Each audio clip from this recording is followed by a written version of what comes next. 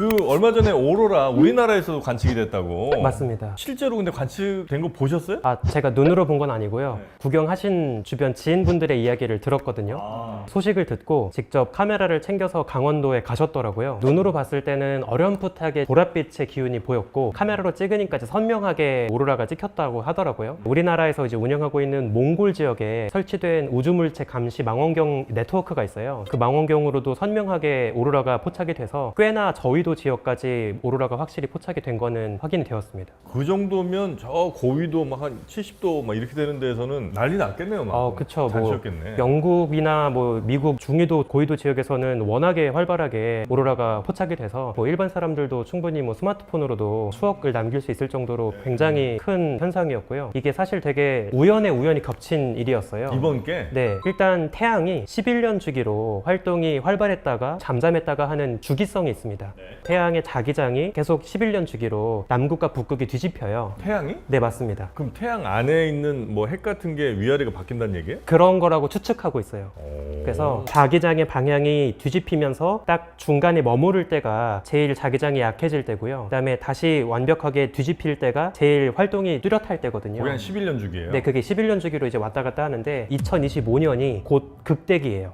그래서 앞으로 태양 활동은 더 난폭해질 예정입니다. 아, 내년까지는? 네, 내년, 내후년까지는 앞으로 더 난폭해질 그래요? 거고요. 사실 되게 재밌는 게 태양 활동이 이제 난폭해지게 되면 자기장이 되게 복잡하게 형성되면서 태양 물질이 태양 바깥으로 막 분출되는 코로나 물질 분출이라고 하는 현상이 활발하게 벌어집니다. 네. 근데 이제 이때 목격되는 현상이 크게 두 가지인데 하나는 일단 밝은 섬광 자체, 빛을 볼 수가 있어요. 그리고 그때 분출된 태양 입자들이 우주 공간을 가로질러서 태양계 행성들로 이제 날아가겠죠.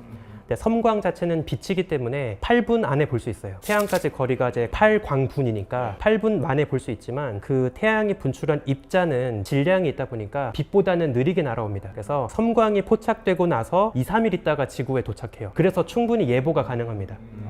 네, 이번에 오로라가 포착되었을 때는 어떤 식으로 일이 벌어진 거냐면 하필이면 그 강력한 태양 플레어가 폭발한 방향이 지구 쪽을 향했어요. 태양 얼굴 쪽에서도 하필이면 지구 쪽을 향했습니다. 5월 첫째 주쯤에 이제 플레어가 연이어서 한 7번, 8번 터졌는데 그게 하필이면 지구 쪽을 향해가지고 2, 3일 정도 있다가 지구에서 그런 오로라가 일어난 거고요. 그 다음 주에도 엄청 강한 플레어가 연이어 터졌는데 그때는 방향이 지구 쪽을 향하진 않았어요. 그때는 이제 지구에서 오로라를 보지는 못했던 거죠. 근데 앞으로 2년 정도 동안 계속 더 난폭해질 예정이기 때문에 아마도 계속 오로라를 볼 수 있는 기회는 기다려 볼 만할 것 같습니다. 아, 그래요? 하나 되게 재밌는 게 이 태양풍이 굉장히 심각해지면 지구에 깔려있는 전신주나 인공위성을 망가뜨리기도 하지만 인공위성 궤도를 흐트려 놓기도 해요. 아, 전신주에도 영향을 줘요? 네, 전기 인프라에도 굉장히 치명적인 영향을 끼칠 수도 있습니다. 인공위성까지는 그럴 수 있겠다 근데 싶은데. 거꾸로인데요. 그건 가능할 건데 어떻게 인공위성에 영향을 주지? 전기 신호가 왔다 갔다 하니까 그 강한 전자기파가 오거나 하면 당연히 영향을 줄 수는 있잖아요. 그것보다 인공위성에 영향을 주는 게 더 저는 거꾸로까지. 아니죠.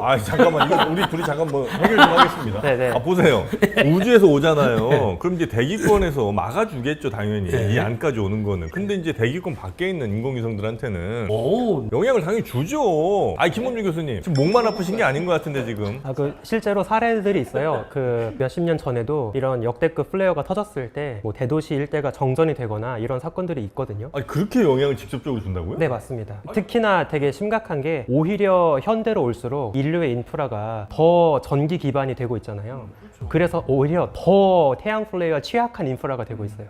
그래서 점점 더 이 태양 활동을 모니터링하고 예보하는 게 더 중요한 그럼 그 태양풍이 대기권 뚫고 들어와요? 들어오는 거죠. 워낙에 고에너지 입자이기 때문에. 와, 그래요? 근데 우리 건강엔 영향 없어요? 우리 건강까지 치명적으로 영향을 끼치진 않는데 그래서 실제로 옛날에 IBM에서 연구했던 걸로 기억하는데 가끔씩 우주선 입자라고 하잖아요. 코스믹 레이가 반도체 때리면 그게 컴퓨터 연산에 에러를 일으키기도 해요. 지금 그 말씀을 사실 드리려고 했었는데 반도체 전문입니다. 네, 아닙니다. 네. 꼭 그런 건 아닌데 사실은 이게 굉장히 중요한 요새 이슈가 되고 있는 게 지금 아까 11년 주기로 흑점 활동이랄지 태양의 극대, 극소기가 결정된다고 그랬었는데 데이터 센터들도 어느 시기에 지어졌느냐에 따라서 방호 시설을 얼마나 강하게 갈지가 사실 그거를 같이 고려를 해서 또 지어집니다. 이게 태양풍 영향을 받아요? 네. 그래도? 예를 들어서 저희가 이제 데이터 센터라고 그러면 대부분 다 하드 디스크가 잔뜩 이제 설치가 돼 있는 그런 거 생각하실 텐데 하드 디스크도 결국은 다 전기 신호를 가지고서 데이터를 처리하거나 저장하는 것들이잖아요. 근데 김문중 교수님 말씀하신 것처럼 태양풍의 고에너지 입자가 반도체 칩에 들어가서 신호를 교란시킬 수가 있어요. 아니면 영구적으로 저장된 데이터를 손실시킬 수도 있어요. 이게 건물을 뚫고 들어와요? 네. 그 콘크리트 벽을 뚫고 들어온다고요? 그리고 심지어는 그 하드 렉이라고 부르는 어떤 최후의 또 방어 장치가 있는데 그렇죠. 쇠뭐 이런 걸 거기다가도 이걸 우리가 얼마나 두껍게 이걸 렉을 만들 거고 얼마나 또 보완을 할 것이냐 이게 또 굉장히 중요한 걔를 이슈 중에 어떻게 하나예요. 뚫고 들어오는 거예요? 물리적으로.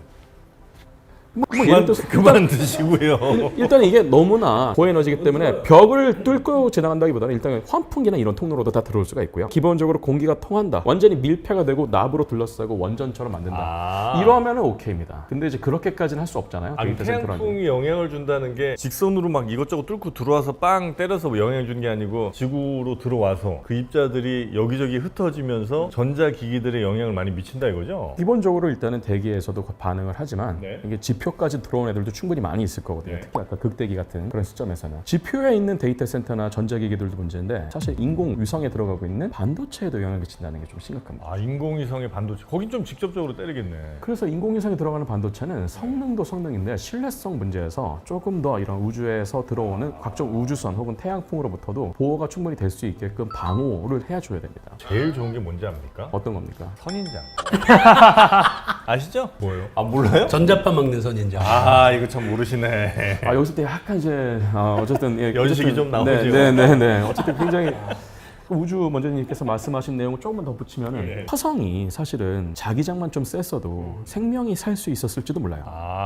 우리 지구는 자기장이 좀 센 편이고. 센 편이라고 저는 생각하면 어떻습니까? 맞습니다. 화성에 비해서는 훨씬 강한 편이고요. 화성은 자기장이 옛날에는 있었던 것 같은데 네, 맞습니다. 이제 좀 사라진 걸로 지금 추정을 하고 있습니다. 그러다 보니까 중력도 약하니까 그런 대기압도 낮을 뿐더러 그나마 있던 대기들마저도 태양풍을 계속 맞아가지고 다 사라져버린 거죠. 분해되고 사라지고 네네네. 가볍게. 태양이 정말 우리에게 매우 중요한 존재이긴 하지만 생명의 근원이기도 하지만 대기가 없고 혹은 뭐 자기장이 없어서 만약에 이걸 방어해 줄 수 없다면 그냥 생명체고 뭐고 다 날려버릴 친구군요.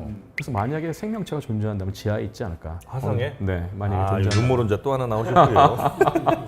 그냥 상상의 영역이죠. 하나만 좀 더 덧붙이고 싶은 게 그 말씀하신 것처럼 인공위성 피해를 이야기하면 보통 반도체 피해를 이야기를 많이 하는데 사실 많은 분들이 놓치고 있는 게 하나 있어요. 좀 더 물리적인 타격이 있습니다. 입자들 자체가 날아오다 보니까 걔네가 추가 마찰력을 일으켜서 오히려 속도를 늦추기도 해요. 그렇게까지 영향이 있어요? 맞습니다. 실제로 데이터를 보면 특히 이제 허블 망원경 데이터를 쭉 모니터링을 하고 있거든요.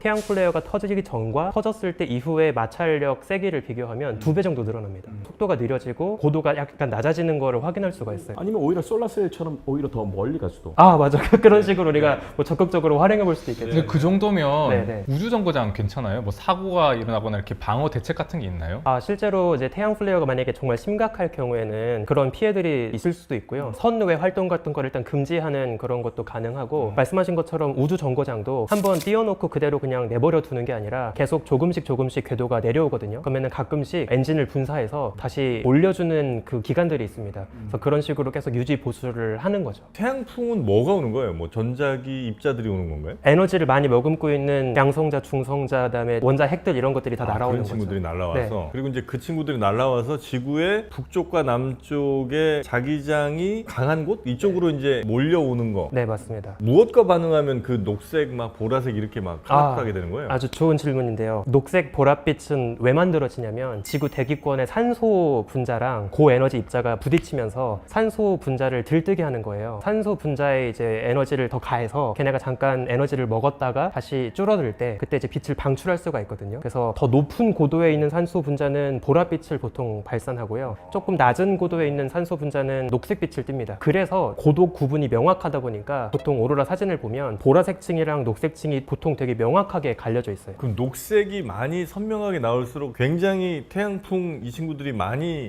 그쵸. 아래 고도까지 심각하게 들어와 있다. 태양풍에서 오는 여러 입자들이 기본적으로는 태양이 늘 조금씩은 방출하는 건데 그 플레어가 아주 강할 때는 훨씬 더 폭발적으로 많이 나오는 거죠? 맞아요. 태양풍은 계속 나오고 있는 그게 거죠. 하필이면 지구를 향할 때 네네. 더. 반대로 그런 것도 가능할 것 같아요. 외계에 만약에 행성을 저희가 찍을 수 있는데 거기서 아주 운 좋게 오로라를 찍었으면 그 행성의 대기 성분들도 어느 정도 추정할 수 있게 되겠네요. 너무 좋은 말씀이신 게요. 실제로 최근 들어서 외계 행성 관측할 때 그런 오로라로 의심되는 빛 같은 거를 관측하는 페이퍼들이 있어요. 그거를 통해서 간접적으로 우리가 외계 행성의 자기장의 유무를 판단한다거나 그걸로 간접적으로 외계 행성의 대기 성분을 파악한다거나 이런 페이퍼들도 나오고 있거든요. 굉장히 네, 흥미롭네요. 너무 좋은 아이디어입니다.